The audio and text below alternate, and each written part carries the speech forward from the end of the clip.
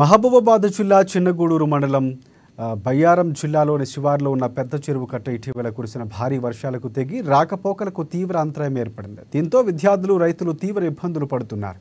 పాఠశాలకు వెళ్లే విద్యార్థులు నడుము లోతులో నీరు ఉన్న కాలువలు దాటి వెళ్తూ ఉండడం తల్లిదండ్రులకు తీవ్ర ఆందోళనకు గురి చేస్తోంది.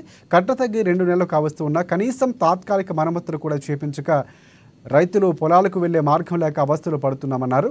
ప్రభుత్వం అధికారులు సంబంధిత వ్యవహారంపై నిమ్మకు నీరెత్తినట్లుగా ఉండటం వల్ల విమర్శలకు తావిస్తుందన్నారు. ఇప్పటికైనా ప్రభుత్వం స్పందించి దాని సంబంధిత అధికారులు స్పందించి తాత్కాలిక మరమ్మతులు చేపట్టేలా చొరవ చూపాలని రైతులు విద్యార్థులు డిమాండ్ చేస్తున్నారు.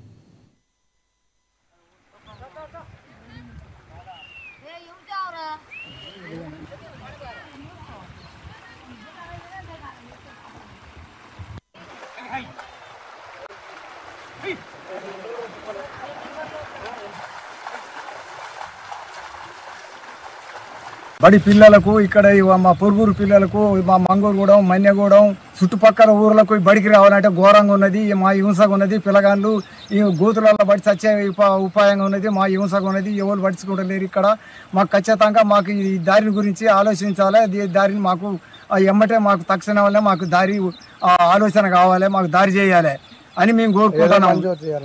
రైతులు కానీ బడి పిల్లలు కానీ రైతులు చాలా వరకు ఎగసారి వదిలిపెట్టి గండిపడ్డ కాంచి కూలీలు రావట్లేరు బయటికి. పిల్లగాళ్ళు బళ్ళు బంద్ అయిపోయినాయి. తోటలలో కలుపులు పెరిగిపోయినాయి. పత్తి చేలు ఎక్కడెక్కడ అడబడిపోయినాయి. పత్తులు ఎత్తట్లేదు. రైతులు బయటకు పోతట్లేదు. పిల్లగాళ్ళు చదువుతట్లేదు. మరి ఘోరంగా ఉంది. ప్రభుత్వం అయితే ఎలాంటి శివన పెడతలేదు. మరి ఏమైతే ఆఖరికి ఎటుపోద్దు ఏరం ఏమైతే తెలుస్తలేదు. 2 నెలలు చచ్చిపోతారు. అసలు చూస్తే పరేషాన్ అయిపోతారు. ఊరు అసలు మామూలు ఘోరంగా లేదు. ఇది ఏం చేస్తారో ప్రభుత్వంతో దీనికి ఇంత కూడా శ్రద్ధ పెట్టకపోతే ఎట్లా పాడేది. పట్టించుకుని నాయకుడు అంటే లేడు చేయాలి. ఎమ్మెల్యే గెలిచిండు. ఆయన కూడా పాపం తిప్పల పడుతుంటే ఆయన తప్పుడే లేడు. ఇక్కడ కారాడు. ఇక్కడ ఆయన పట్టించుకుంటారు. ఎవరు పట్టించుకుంటలేరు. ఊరు పరిస్థితి ఎవరు దిక్కులేరు అనిపిస్తుంది. అంతే జయారం అయితే దివాళి తీసిపోయింది కదా. నీళ్ళ పడి సచ్చే ఉపాయం